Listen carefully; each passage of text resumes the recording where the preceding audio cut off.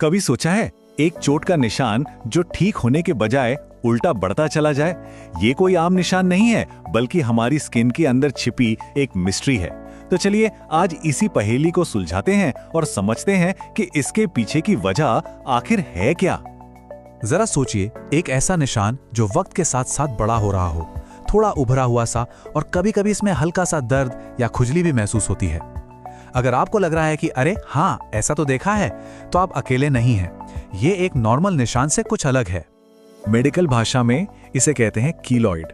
ये असल में तब होता है जब हमारी बॉडी का जो हीलिंग प्रोसेस है ना, वो थोड़ा सा आउट ऑफ कंट्रोल हो जाता है। स्किन जरूरत से ज्यादा कोलेजन बना देती है, इतना ज्यादा कि निशान अपनी असली बाउंड्री को पार करके फैलने लगता है।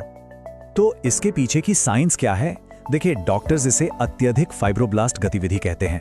आसान भाषा में इसका मतलब ये है कि हमारी स्किन के अंदर जो कोलेजन बनाने वाली फैक्ट्रियां हैं ना, वो समझिए कि ओवरटाइम करने लगती हैं, और बस यही एक्स्ट्रा प्रोडक्शन कीलॉइड की शक्ल में बाहर दिखने लगता है। लेकिन सवाल तो ये है कि आखिर ये कोलेजन फैक्ट्रियां अचानक से ओवरड्राइव मोड में क्यों चली जाती हैं? चलिए इसके पीछे के ट्रिगर्स को समझते हैं। देखिए, इसकी वजहें काफी आम हो सकती हैं। कुछ लोगों में ये जेनेटिक होता है, मतलब फैमिली में चलता है। पर हैरानी की बात यह है कि कान छिदवाने, कोई सर्जरी, मुहासों के निशान, यहां तक कि टैटू और वैक्सीनेशन जैसी आम चीजें भी इसे शुरू कर सकती हैं। और हाँ, ये जानना बहुत जरूरी है कि इंडियन स्किन टाइप्स में कीलॉइड बनने का रिस्क थोड़ा ज्यादा होता है। ये एक जेनेटिक टेंडेंसी है जो इस टॉपिक को हमारे लिए और भी जरूरी बना देती है।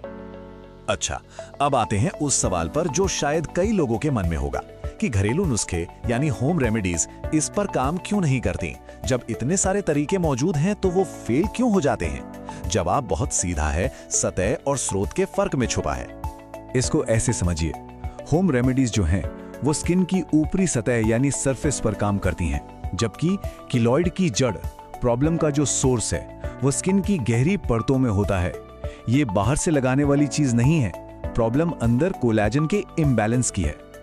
और सबसे चिंता वाली बात यह है कि गलत इलाज फायदे की जगह नुकसान कर सकता है। कुछ घरेलू नुस्खे कीलॉइड को ठीक करना तो दूर, उल्टा उसके साइज को और भी बढ़ा सकते हैं, तो सावधान रहना जरूरी है।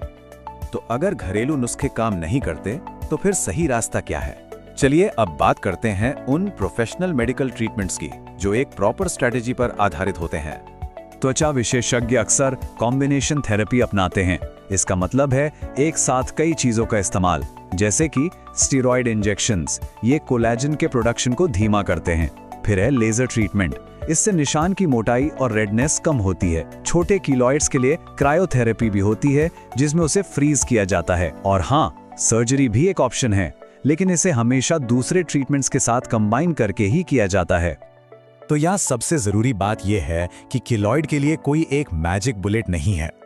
असली कामयाबी एक मिले जुले और स्ट्रैटेजिक अप्रोच में ही है। याद रखिए, कॉम्बिनेशन ही इसकी चाबी है। अब हम आगे बढ़ते हैं, और यह समझना बहुत जरूरी है कि कीलॉइड का ट्रीटमेंट कोई वन टाइम फिक्स नहीं है। ये एक मैनेजमेंट की जर्नी है, एक लगातार चलने वाला प्रोसेस। देखिए, ये एक धीमी लेकिन असरदार प्रक्रिया है। इलाज में अक्सर कई सेशंस लगते हैं। वक्त के साथ कीलॉइड धीरे धीरे चपटा और नरम होने लगता है, और सबसे जरूरी बात, इसे वापस आने से रोकने के लिए मेंटेनेंस थेरेपी बहुत जरूरी है।